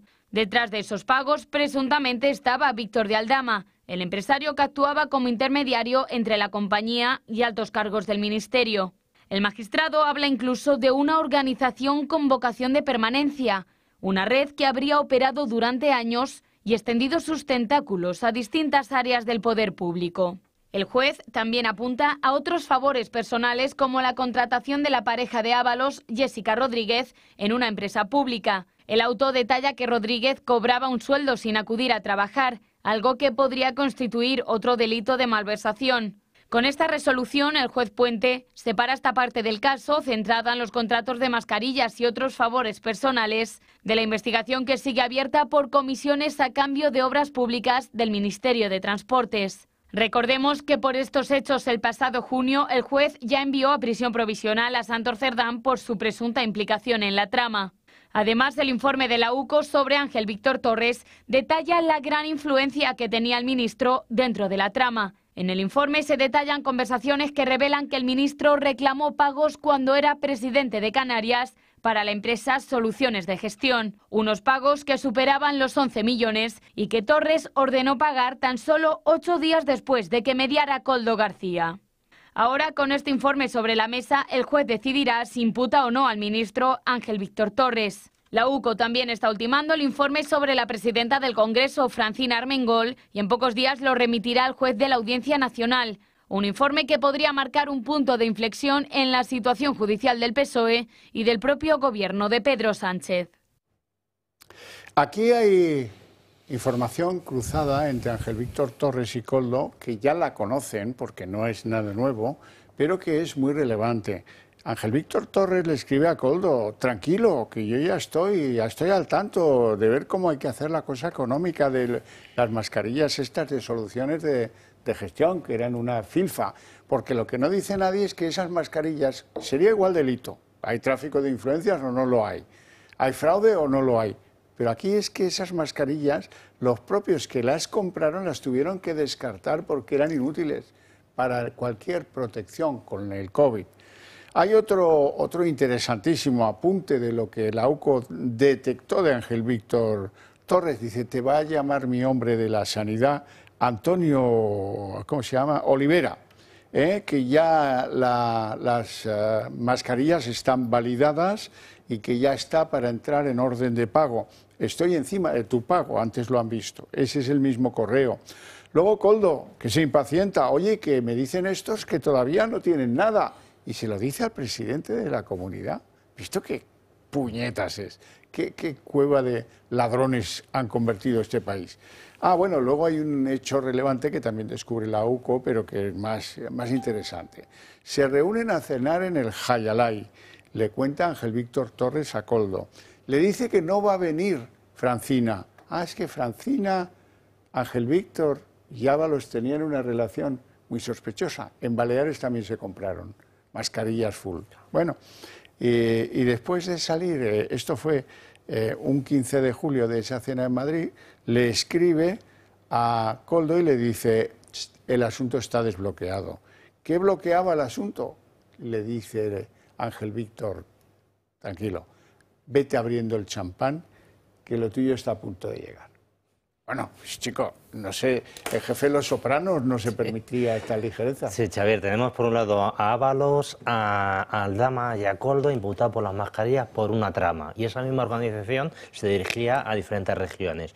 También ha descubierto la UCO en Canarias, que lo sabemos. Y de todo lo que ha dicho usted, hay otra información que publica pues, un buen amigo, le felicito por su trabajo, Fran Cerrato, una información en que publica la conversación del número 2 de Ángel Víctor Torres con Koldo. Y le dice, nos quedamos con 2 millones, ¿te parece bien? Nos quedamos con 2 millones, ¿te parece bien? Al jefe de esa organización criminal. Y claro, es un eufemismo. ¿Cómo que nos quedamos? ¿Robamos a los españoles un dinero que está preparado para protegernos y nos lo metemos al bolsillo? ¿Te parece bien? Por lo que parece, contestó que sí, que era un precio justo, que robaban a los españoles. Que dio pie a un programa de televisión. Que no era solamente dinero, sino era material, que en ese momento sensible, con más de 100.000 muertos. ¿Qué le parece? Bestial. La justicia es lenta pero inexorable. Es decir, que las cosas se van sucediendo a su tiempo o al tiempo que necesita la justicia, ¿no? Respecto de Koldo y Ábalos, nada que no esperásemos todos. Únicamente ha tardado un poco más. Probablemente podía haberse producido unas semanas o unos meses a lo mejor atrás, pero finalmente ha llegado y el juez Puente ha tomado la decisión. Respecto de Ángel Víctor Torres, donde ahora se dice, bueno, el juez tendrá que tomar la decisión de si imputarle o no imputarle, visto lo visto, y por supuesto respetando la presunción de inocencia, lo que hay que decir es que no se lo piense más, que no espere. Con estos indicios pudieran ser suficientes, que tome la decisión de imputarle, que vaya ganando tiempo y pidiendo el suplicatorio, y bueno, así lo conceden. Y no quedaría ahí en Ángel Víctor Torres, porque ya hemos visto que la siguiente en capilla es la presidenta del Congreso, Francina Armengol. Perdone usted, la delegada del Gobierno en el Congreso. Claro, la delegada del Gobierno en el Congreso. Entonces, claro, todo esto lo que configura es un entramado, no me atrevo a llamarlo trama, pero sí entramado, mucho más amplio y mucho más complejo de lo que sea. ¿Era solo realmente Ábalos el que tenía capacidad de montar todo esto? ¿Tanta capacidad tenía? Por mucho que fuera el secretario de organización, probablemente no. Es que estamos viendo que están otros... Hay un Mr. X. Bueno, a lo mejor sí. Dice Miss Asturias, año cachipún, muy lejos, se llama Claudia Montes, hoy ha pasado por la Comisión de Investigación y allí ha contado varias cosas que ya había contado. Que Koldo la acosaba. Bueno, bien, vale. Claro, es que Koldo, pues ¿cómo es Koldo, hija? Pero ella se beneficiaba de los empleos públicos en una filial de Renfe en Asturias, ¿no? Eso ¿cómo lo encajamos? Ahora, dice que a ella le contaba Ábalos que Sánchez lo conocía todo. Bueno, pues ya podemos ver imágenes de esta chica para recordarla si acaso, porque yo ya... Vamos a escucharla, mucho mejor. La escuchamos. Yo, si puedo ayudarte, te voy a mandar el link donde tú puedes entrar a ver los puestos que hay y si cumple requisitos, que lo tenemos en una conversación de WhatsApp que se lo puedo mostrar al Senado. Me manda un link y donde yo entro y puedo ver a lo que yo puedo acceder con mis estudios y con mi formación. Y él me recalca en todo momento que me apunte solo en las que reúno requisitos. Yo, si ellos lo hicieron a espaldas mías, yo no soy consciente de ello. Yeah. Yo en todo momento, a mí la empresa, y de hecho la empresa hace poco lo rectificó, que valoraron mi experiencia laboral y que yo era apta para el trabajo. Que sí, que decía aquel. Bueno, y ahora vamos a ver otra cosa interesante, cómo están investigando en la UCO las empresas de las Pano, madre e hija. ¿Por qué? Porque hacían pagos muy raros. Por ejemplo, un Safari, 50.000 euros. Pagaba a un tercero al que le convenía, al Dama, eso sí. Y otra, el pago del chalet en Cádiz de Ábalos, el que usaba Ábalos, ¿no? Pues claro, a esto se dedicaba, a esto y a llevar bolsas de basura con mucho dinero a Ferraz, la señora Pano, que pues yo creo que ya están tardando, porque si no lo mandarán a la colonia exterior, y ya están tardando en hacer un careo entre la señora Pano y los trabajadores del PSOE planta segunda para ver quién fue el que recibió la bolsa, ¿no? No es comprensible que no hayan sido en esto más ágiles, más veloces, pero bueno, el instructor sabrá, ¿no? Señora Pano, que hay que recordar que era la suegra de Aldama y su hija, pues su pareja. Por tanto, es dentro de la estructura de Aldama que le desviaba fondos, por lo que dice esta señora, al Partido Socialista, en metálico además. Que luego hemos visto cómo se repartían ahí esos sobres famosos. Bueno. O presuntamente todo, claro, por supuesto. O eran de otra cámara. Pero bueno, ahí andaba. ¿Alguien ha visto alguna vez que ante un juzgado una persona se autoinculpe de algo sabiendo las consecuencias que puede tener para ella si realmente no es verdad?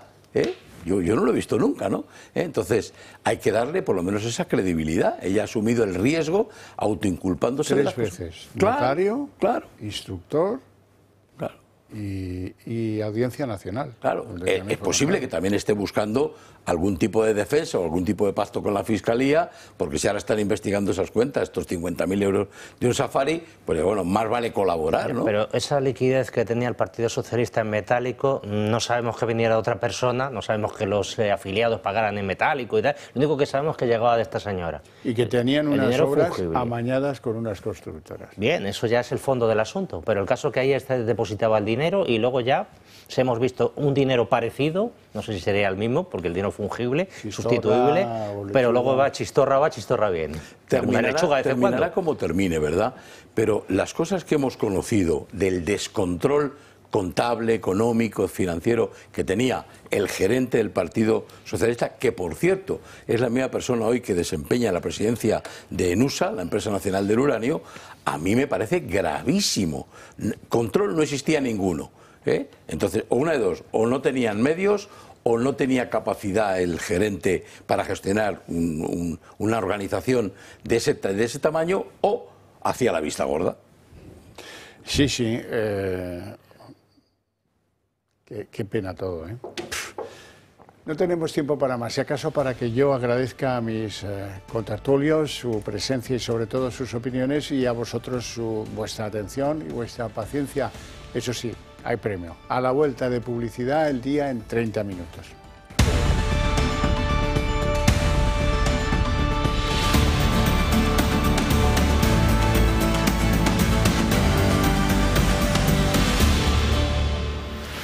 El día en 30 minutos, en 2 fases, pero al final ha dimitido Mazón. Primero hacía una interpretación personal de cuánto ha sufrido en todo esto, y 6 horas después presentaba ante las Cortes Valencianas su escrito de dimisión como presidente de la Generalitat.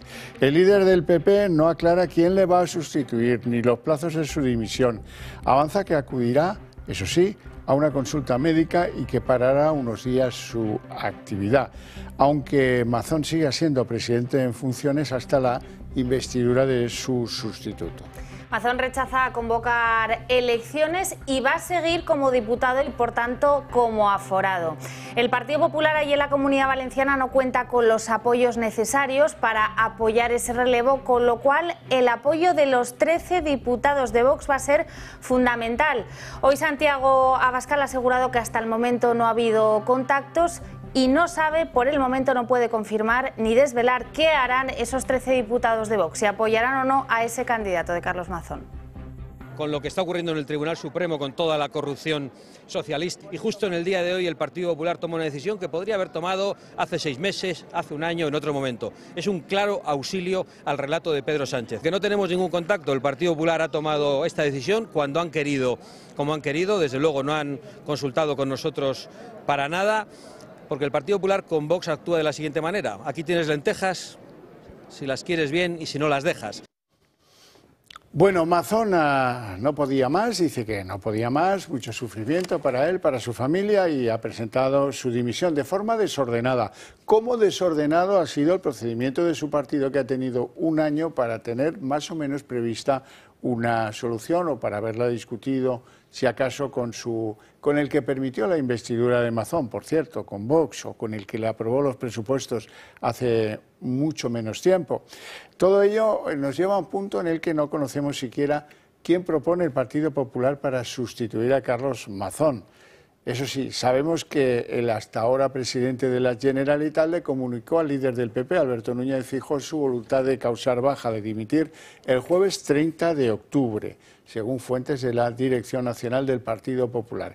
Es decir, al día siguiente del homenaje a los 229 fallecidos por la Dana, el 29 de octubre del año 2024. Carlos Mazón dimite como presidente de la Generalitat, no convoca elecciones anticipadas y apela a Vox para elegir con el PP un nuevo presidente. Es la mayoría que está liderando la reconstrucción y no podemos permitir que nadie la pare. Apelo a la responsabilidad de esa mayoría para elegir nuevo presidente de la Generalitat. Asegura que si por él hubiese sido, esta decisión la hubiera tomado hace tiempo. Les puedo asegurar que por voluntad personal habría dimitido hace tiempo. Ha habido momentos insoportables para mí, pero sobre todo para mi familia. Y en esta declaración institucional, sin llegar a decir la palabra dimisión, asegura que ya no puede más. Creía de corazón que podría ayudar a levantar esta tierra después de la devastación. Pero ya no puedo más. Ha sido especialmente crítico con el presidente del Gobierno. El Gobierno de España, con su presidente a la cabeza, ha negado herramientas en la reconstrucción solo para dañarnos políticamente. Ha querido usar a las víctimas como ariete, y ni pidiendo ayuda o recursos nos lo dieron. Espero que cuando baje un poco el ruido, la sociedad pueda distinguir entre un hombre que se ha equivocado y una mala persona. Desde el Ejecutivo dicen que esta decisión llega tarde. Llega tarde y mal, ¿no? Tarde porque, bueno, pues es verdad que no ha dimitido, aunque sí dice que va a dejar el cargo, ¿no? Y llega tarde porque esto se tenía que haber producido pues hace un año. El dirigente, todavía en funciones, ya ha firmado su renuncia, pero no deja su acta como diputado para mantener su aforamiento, algo fundamental en la causa judicial de la Dana, en la que no podrán investigarle. Mazón ha rechazado convocar elecciones, por lo que la responsabilidad de elegir nuevo presidente recae ahora en los diputados de PP y de Vox. ¿Qué plazos se manejan? Bueno, a partir de mañana se abre un plazo de 12 días para presentar candidatos. Una vez elegidos, el estatut da entre 3 a 7 días para convocar el pleno de investidura, que podría caer con toda posibilidad la última semana de noviembre. Tendrá que ser elegido por mayoría absoluta, esto es 50 diputados, o por mayoría simple 48 horas después. En caso de no haber consenso, Mazón deberá convocar elecciones en un plazo de 2 meses desde esa primera votación, con lo cual nos iríamos a la última semana de enero. ¿Y quién suena como candidato? Juan Fran Pérez Llorca es ahora mismo la opción preferida preferida del partido en Valencia. Portavoz en las Cortes, fue el artífice y mantiene muy buena relación con Vox. En Génova, sin embargo, se decantan por ella, por María José Catalá, alcaldesa de Valencia, y como última opción también gana fuerza su nombre, el de Vicent Mompó, el actual presidente de la Diputación Valenciana. Feijóo apela a Vox para relevar a Mazón y le tilda de víctima por la cacería mediática sometida por los medios de la izquierda y por el propio Sánchez. Y le propone incluso como ejemplo para que aprendan en el PSOE lo que tiene que hacer alguien cuando comete errores, dimitir. El PSOE ya saben que no dimite nadie. El líder del PP deja un posible adelanto electoral en el tejado de Abascal y carga contra el gobierno por no haber declarado en su día la emergencia nacional cuando sacudía la Dana. La prioridad es la comunidad valenciana, sus pueblos, su gente, su futuro. Por eso pido a los partidos que sostienen al gobierno autonómico que estén a la altura, que faciliten cuanto antes la elección de un nuevo presidente, que actúen con la responsabilidad que merece el pueblo valenciano. Hoy ha presentado la dimisión un compañero que ha reconocido equivocaciones que habrán marcado su vida para siempre, pero que también ha sufrido una cacería política y personal que debemos denunciar con toda intensidad, porque no es un asesino. Y hoy también hemos estado muy pendientes de la declaración de Maribel Villaplana. Ha declarado ante la juez de Catarroja, una de las grandes protagonistas por compartir comida durante las horas críticas de la riada con Carlos Mazón. Visiblemente afectada, la comunicadora ha reconocido que Mazón atendió llamadas y mensajes durante esa comida, pero que en ningún momento le trasladó su contenido. Ella tampoco dice escuchó nada como Dana, Cecopi o Lluvias. Reconoce que recibió un vídeo en un chat familiar sobre las calles de Utiel inundadas, pero se lamenta no llegó a abrirlo. Tampoco dice recordar si se lo enseñó a Mazón.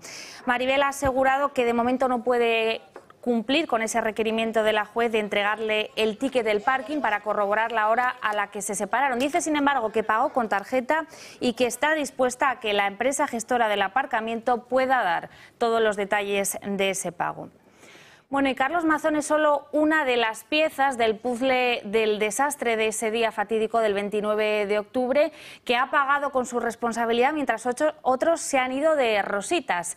Sin embargo, el próximo 11 de noviembre tendrán que declarar en la Comisión de Investigación de las Cortes Valencianas los siguientes nombres. En primer lugar, el presidente del Gobierno, Pedro Sánchez, también la vicepresidenta primera y ministra de Hacienda, María Jesús Montero, y la exministra de Transición Ecológica, Teresa Rivera. Se trata de comparecencias voluntarias y en ningún caso tienen la obligación de acudir. Sobre ellos pesan varias negligencias en ese día de la riada. Sánchez, por ejemplo, no declaró el estado de alarma y no asumió el mando único. A Teresa Rivera se le recrimina haber paralizado las obras para encauzar el Barranco del Pollo, que podrían haber evitado la mayor parte de las víctimas, mientras María Jesús Montero fue la persona que estuvo al mando de ese búnker de Moncloa durante las horas críticas, sin técnicos y sin acordar la movilización de la UME que tanto se le recriminó días después. El Partido Popular ha perdido un año para tener prevista, clara y perfectamente organizada la salida de Carlos Mazón de la presidencia valenciana. En ese terreno hay muchas cosas que se han hecho mal, por ejemplo, comparecer hoy a las 9 para decir que no sigues porque no puedes más y no dimitir hasta primera hora de la tarde, esto que perseguía. El PP ha reaccionado mal porque hoy debería haber confirmado ya quién va a ser el candidato o candidata sustituto de Mazón, tratando de eludir las elecciones. Han tenido tiempo hasta para darle perfil, aire, presencia a ese sustituta, pero no han hecho nada. ¿A quién le interesa cerrar esta crisis pronto? Pues al Partido Popular. Tercero, como el PP no tiene una mayoría absoluta en Valencia, necesita de los votos de Vox para que apoyen a su candidato o candidata sustituta o sustituto. Hoy hemos sabido, por Santiago Abascal, que hasta hoy no habían hablado. Es más, Abascal le envía un mensaje a los de Feijóo. Es que ustedes nos tratan como que estos son lentejas, si las quieres las comes y si no, pues las dejas. Antes Feijóo apelaba a la responsabilidad para apoyar al sustituto. Pues ojo, porque a Vox puede convenirle más ir a un proceso electoral que apoyar al que ahora le quieran poner como si fueran lentejas. No querrán los de Abascal sentirse los rehenes de la sustitución de Mazón por un nuevo candidato.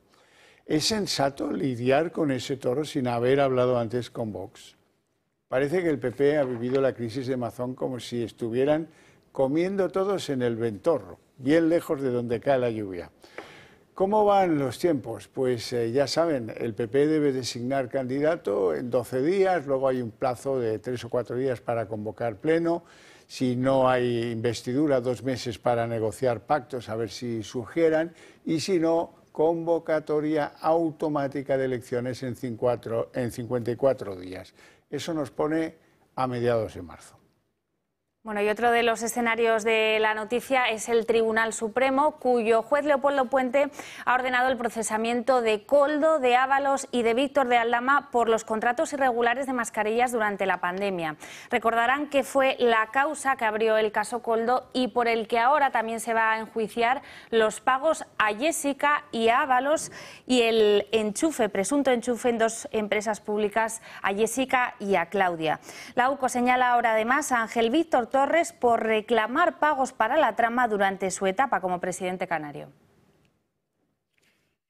El juez de la Sala de lo Penal, Leopoldo Puente, ha dado un paso clave en el caso Koldo. Ha dictado auto de procedimiento abreviado contra José Luis Ábalos, Koldo García y Víctor de Aldama. El magistrado considera que existen indicios sólidos de delitos como cohecho, pertenencia a organización criminal, tráfico de influencias y malversación de fondos públicos, todos relacionados con la adjudicación irregular de contratos de mascarillas durante la pandemia. Según el auto judicial, Ábalos y Koldo habrían recibido comisiones ilegales a cambio de facilitar contratos millonarios desde el Ministerio de Transportes a la empresa Soluciones de Gestión. Detrás de esos pagos, presuntamente estaba Víctor de Aldama, el empresario que actuaba como intermediario entre la compañía y altos cargos del Ministerio. El magistrado habla incluso de una organización con vocación de permanencia, una red que habría operado durante años y extendido sus tentáculos a distintas áreas del poder público. El juez también apunta a otros favores personales como la contratación de la pareja de Ábalos, Jessica Rodríguez, en una empresa pública. El auto detalla que Rodríguez cobraba un sueldo sin acudir a trabajar, algo que podría constituir otro delito de malversación. Con esta resolución, el juez Puente separa esta parte del caso, centrada en los contratos de mascarillas y otros favores personales, de la investigación que sigue abierta por comisiones a cambio de obras públicas del Ministerio de Transportes. Recordemos que por estos hechos el pasado junio el juez ya envió a prisión provisional a Santor Cerdán por su presunta implicación en la trama.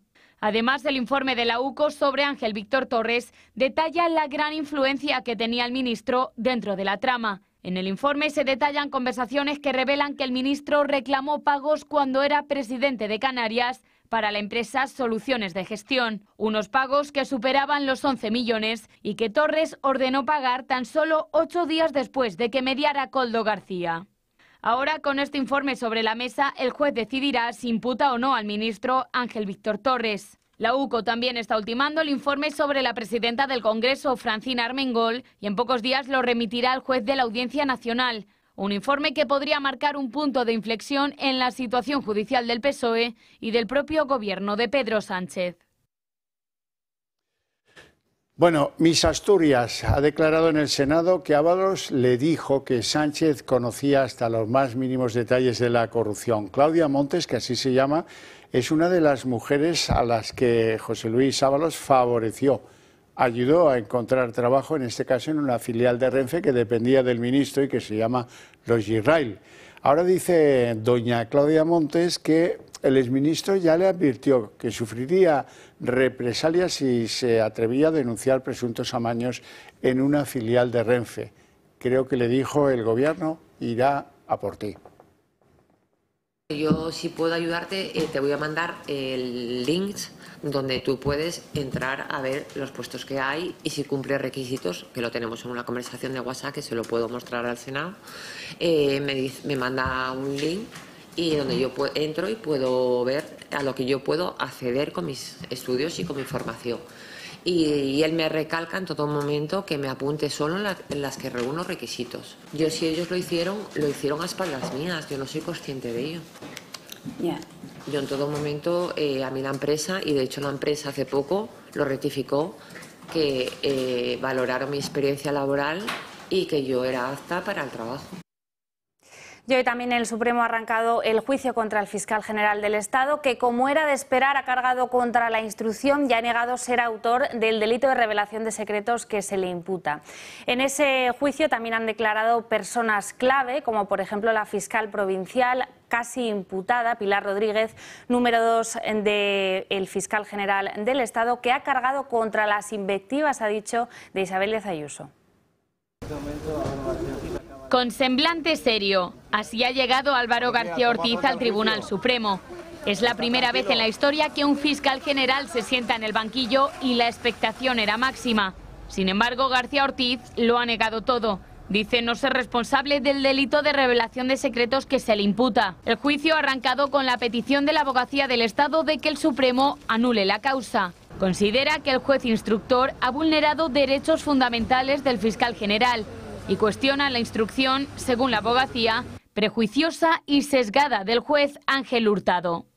Las irregularidades cometidas en la instrucción nos permiten sostener que el fiscal general del Estado ha sido sometido a un proceso injusto en su conjunto, en el que sus derechos no se han visto garantizados y no ha podido defenderse en las condiciones exigibles. En la ronda de testificales también le ha tocado el turno al fiscal Julián Salto, que ha admitido que la fiscal jefe de Madrid, Pilar Rodríguez, le pidió que le enviase los correos con urgencia, destacando que el fiscal general no podía esperar.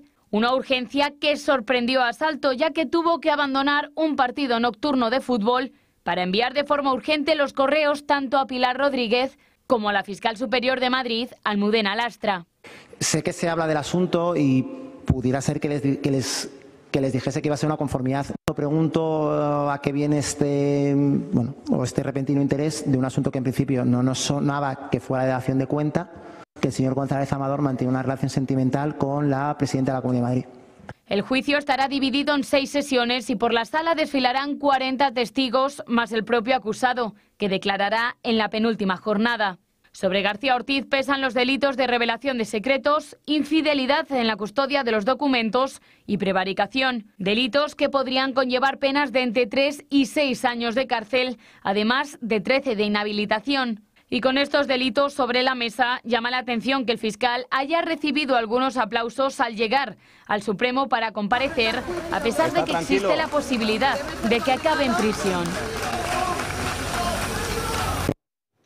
Y comienza la cuenta atrás para las elecciones en Extremadura, cuya campaña empieza en tan solo un mes. De celebrarse hoy las elecciones, estos que ven aquí serían los resultados. Es un sondeo de Sigma 2 para El Mundo en el que el PP de Guardiola volvería a alzarse ganador, pero lejos de los 33 escaños necesarios para la absoluta. El bloque de la derecha crece a costa, aquí lo ven, del de la izquierda. El Partido Socialista perdería hasta 4 asientos el próximo 21 de diciembre, aunque tampoco acusa un desgaste muy pronunciado pese a la candidatura de Gallardo, procesado, como ustedes saben, por el caso Hermanísimo. La encuesta ratifica asimismo la tendencia al alza de Vox, que por cierto todavía ni siquiera ha presentado candidato. Bueno, Marina, entonces ¿tú eres chulapa o dominas el baile de la baldosa? Yo soy chulapa, pero el chotis de momento no lo bailo. Bueno, hoy se cumplen 175 años del primer chotis bailado aquí en Madrid, en concreto frente a la reina Isabel II en el Palacio Real, y el Ayuntamiento ha querido celebrarlo pues de la manera más especial. Este lunes, desde las 5 de la tarde, la Plaza de Oriente ha acogido pues un chotis universal. Allí chulapos y chulapas se han dado cita para rendir homenaje a esta danza que ya es parte imprescindible de la historia de Madrid. Allí han estado convocados durante toda la tarde en este evento tan especial que ya es una previa, un aperitivo para el día de San Isidro. Bueno, y hasta aquí el día en 30 minutos. Les deseamos una feliz noche a todos, especialmente a los que decidan continuar con la señal del Toro Televisión. Y les dejamos con En Dos Continentes. Hasta mañana.